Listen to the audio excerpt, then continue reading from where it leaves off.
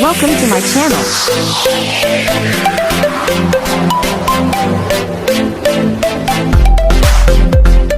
Hello everyone! Welcome back again to my channel. So ayan mga kasukay, mga kalingap, nagulat tayo dito sa mga pangyayari na hindi natin inaasahan, no?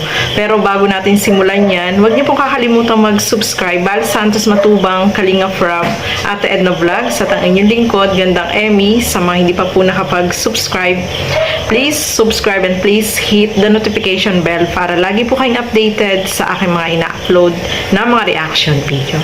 So eto, alamin natin, ano nga ba? Ay, balikan muna natin, no? Balikan muna natin itong mga nangyari. 4 months ang nakalipas sa tambalang Rara, no? 4 months na sila mga kasukay, mga kalingap, at anniversary nila, no? So eto, balikan lang natin yung masasayang magkasama sila nung nakalipas ng mga buwan. So eto, panoorin po natin ang video na ito.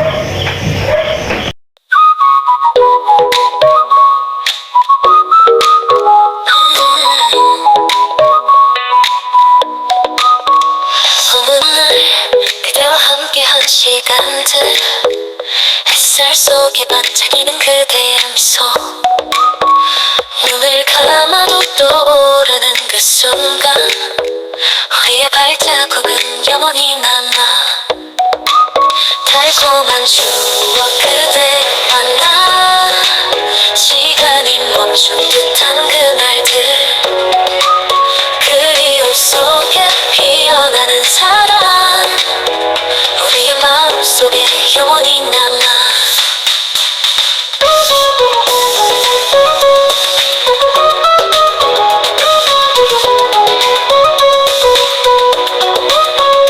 여름밤 별빛 아래 속삭이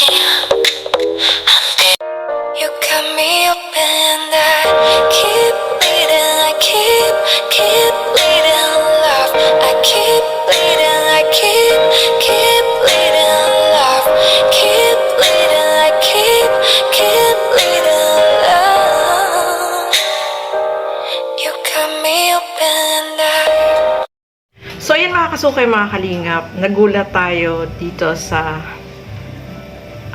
pangyayari, no, na pamamaalam ng Rara, no, mga kasukay, mga kalingap.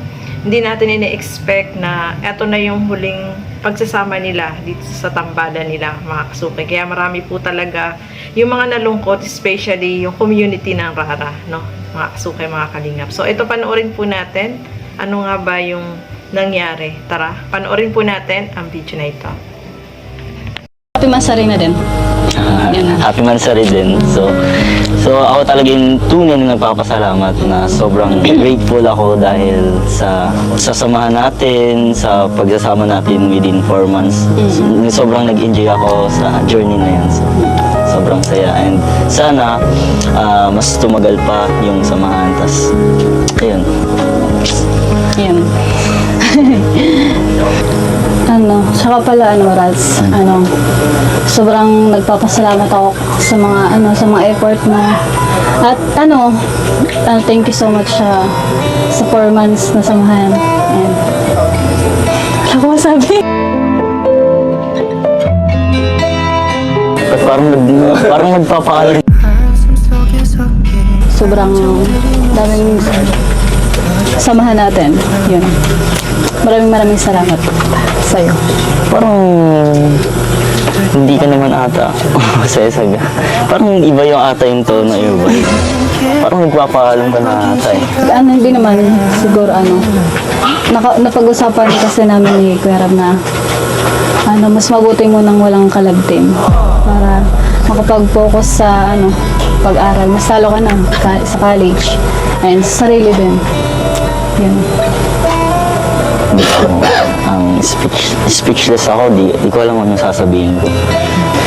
Kaya pala napansin ko kanina, medyo nagbago yung tono mo, parang may something na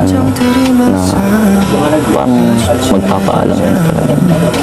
Pero naiintindihan naman kita sa sitwasyon mo na need mo na talaga mag-focus sa pag-aaral, lumalaki.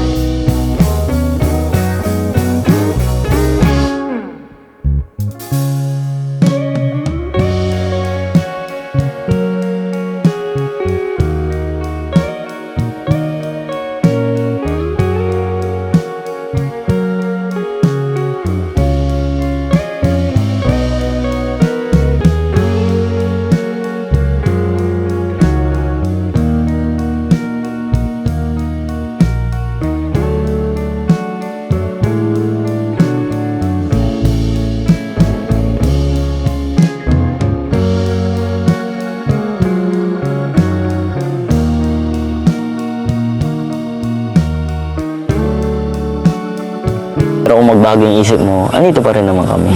Na patuloy na. So yun mga kasukay, mga kalingap, nakakalungkot no, dahil syempre marami din yung napamahal sa tambalang Rara. Kaya lang, ganun talaga no, kailangan tanggapin no, kasi study first no, sabi nga ni Dara no, mga kasukay, mga kalingap, at sabi niya hindi niya kayang makipagsabayan kila Carla, kila Beyonce, kila Joy no, mga kasukay, mga kalingap. So naintindihan natin si Dara kasi alam na naman natin si Dara na marami siyang responsibility, especially yung kapatid niya, talagang para siya ang nanay no, mga kasukay, mga kalingap. Pero naintindihan natin siya kasi okay lang naman na wala siyang love team. At ang maganda dyan, itong si Ras is naiintindihan siya no, mga kasukay, mga kalingap. So ang Rara, nakakalungkot lang no, marami yung nalungkot, mga kasukay, mga kalingap, kasi hindi inaasahan na itong si Dara ay ayaw nang magkaroon ng love team. So pag-aaral muna yung kanyang aasikasuhin no, mga kasukay, mga kalingap. So naintindihan po natin yon, at wala namang problema po yun no, mga kasukay, mga kalingap. Naintindihan naman siya ni Ras, at sinusuportahan naman siya no. Sabi nga ni Ras is kung kahit wala na silang love team, is nandyan pa rin para sumuporta sa kanya. Yun ang maganda doon no, walang samaan ng loob no, mga kasukay, mga kalingap. So naintindihan po natin yan. Yun naman po yung gusto ni Dara, na mag-focus siya sa kanyang pag-aaral. So naintindihan natin no. At saka bata pa naman si Dara, malay mo pagdating ng araw maging sila uli yung tambalan nila, di ba? So maintindihan po natin yan, mga kasukay, mga kalingap. Nakakalungkot lang kasi syempre mamimiss natin yung kanilang tambalan no, especially yung Rara community is nalulungkot sila no, kasi biglaan, hindi nila ini-expect na biglang ayaw na ni Dara na magkaroon ng ka-love team. So okay lang yan, kahit si Kalingap Rab, sabi nga niya is kung sino man sa mga angels na ayaw nang magpa-vlog, ayaw nang magpa-love team, eh maintindihan naman niya at hindi naman niya pipilitin. So yun ang maganda doon no, mga kasukay, mga kalingap. At syempre yung blessing ni Dara no, grabe, nakakatuwa no, ang daming blessing na natanggap na naman si Dara mula sa sponsor niya. Syempre silang dalawa meron din, at saka yung ibang K-Boys, Kalingap Rab, meron din po natanggap. Kaya sobrang blessed ni Dara. At ito pa, meron talagang sponsor si Dara na sumusuporta sa kanya no. Grabe, sobra yung pagmamahal sa kanya, yung nagbigay sa kanya ng 100,000 pesos no. Grabe, sana all, mapapasana all ka na lang talaga. Yung blessing kay Dara ay tuloy-tuloy, mga kasukay, mga kalingap. At ito naman po ay para sa kanyang pag-aaral. Kaya sobrang napaka-bless ni Dara no, mga kasukay, mga kalingap. Kaya tama lang na mag-focus siya sa kanyang pag-aaral no, at nandiyan naman yung kanyang kapatid na sinusuportahan din niya no, mga kasukay, mga kalingap. So ayan, maraming salamat po sa inyong panonood. At syempre mamimiss po natin ang Dara, pero nandiyan naman po sila no, mga kasukay, mga kalingap. Hindi naman sila mawawala, although yung kanilang tambalan lang po ang mawawala na no, mga kasukay, mga kalingap. So hanggang dito na lamang po muna. Maraming salamat po sa inyong panonood, at lagi po natin suportahan lahat ng mga Kalingap partners and Kalingap reactors. So hanggang dito na lamang po muna. Keep safe everyone. Thank you for watching. Mabuhay po tayong lahat. Bye bye.